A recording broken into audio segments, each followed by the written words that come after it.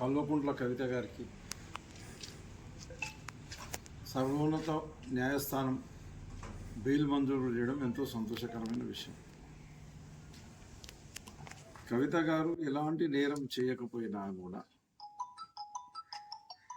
BJP party తెలంగాణలో కేసీఆర్ గారు ప్రతిష్ట దెబ్బతీసే కొరకని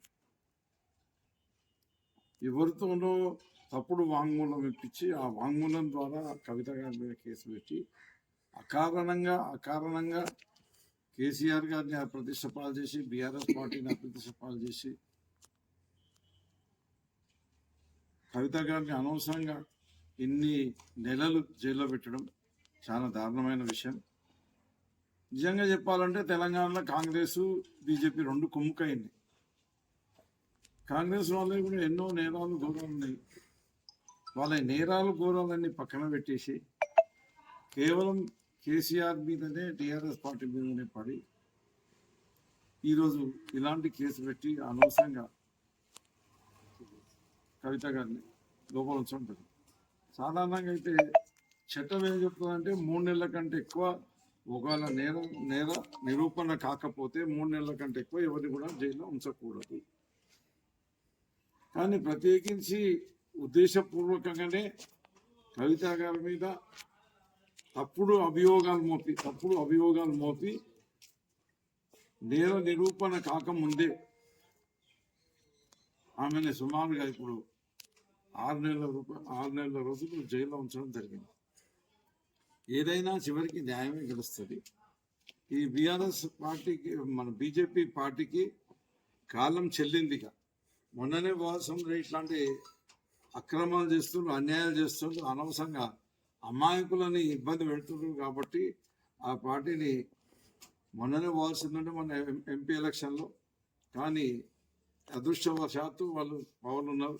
కానీ ఇప్పుడు రాబోయే మిగతా రాష్ట్రాల్లో జరగబోయే ఈ శాసనసభ ఎన్నికల్లో తప్పకుండా బీజేపీ పార్టీని బొంద పెడతారని చెప్పేసి, మరి వీళ్ళు ఎన్ని కుట్రలు పడినా కుతంత్రాలు పడినా టెంపరీగా బీఆర్ఎస్ పార్టీ మీద వాళ్ళు లబ్ధి పొందగలిగిన తప్పించి పర్మనెంట్గా వాళ్ళకి బీఆర్ఎస్ పార్టీని డ్యామేజ్ చేయాలనుకుంటే అది సాధ్యం కాని విషయం.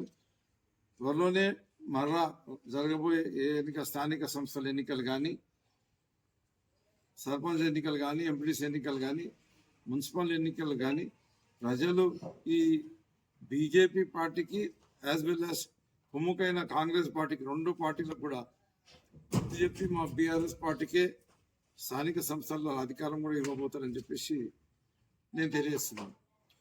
మరి కవిత గారి మీదనేమో వాంగ్మూలం తీసుకొని ఆమె మీద కేసు కట్టారు. అదే నేషనల్ హెరాల్డ్ కేసులో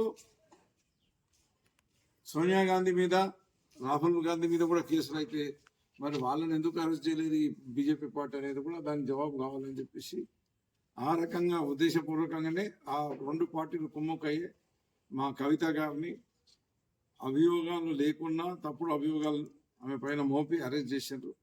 కాబట్టి తప్పకుండా ప్రజలు ఆ రెండు పార్టీలకు కూడా బుద్ధి చెప్పి మళ్ళీ టీఆర్ఎస్ పార్టీని తొందరగానే మరి పవర్లో తీసుకొస్తారని చెప్పేసి, మరి ప్రజలకు ఇప్పుడు కాంగ్రెస్ పాలనలో పడుతున్న కష్టాలు అన్నీ కూడా మరి బీఆర్ఎస్లోకి అధికారంలోకి వచ్చిన తర్వాత అన్నీ కూడా దూరం అవుతాయి. అన్ని రకాల సంక్షేమ పథకాలన్నింటినీ కూడా కుంటుపరిచారు. అభివృద్ధి అనేది ఏం లేకుండా పోయింది కాంగ్రెస్ పార్టీ వల్ల. బీఆర్ఎస్ పార్టీ త్వరలోనే అధికారంలోకి వచ్చి ఇవన్నీ కూడా ప్రజల సమస్యలన్నీ కూడా తీరుస్తుంది. ఈరోజు ఏమైనా ప్రజల సమస్యలు ఎన్నో కొన్ని సాల్వ్ అవుతున్నాయి అంటే కేవలం అది మా బీఆర్ఎస్ పార్టీ పోరాటం వల్లనే, మా కేసీఆర్, కేటీఆర్, హరీష్ రావు గారు పోరాటం వల్లనే ఇవన్నీ కూడా దూరం అవుతున్నాయి. ఇప్పుడు మాకు కవిత గారు కూడా వాళ్ళతో పాటు చేరింది, ఇంకా స్ట్రెంత్ పెరిగిపోతుంది. మేము ఖచ్చితంగా ప్రజల పక్షాన నిలబడి ప్రజల కొరకని పోరాటం చేసి కాంగ్రెస్ పార్టీ ప్రజలకు చేస్తున్న అన్యాయాలను అక్రమాలన్నింటినీ కూడా అరికట్టి ప్రజలకు మేలు జరిగే విధంగా పోరాడతామని చెప్పి తెలియజేస్తున్నాం.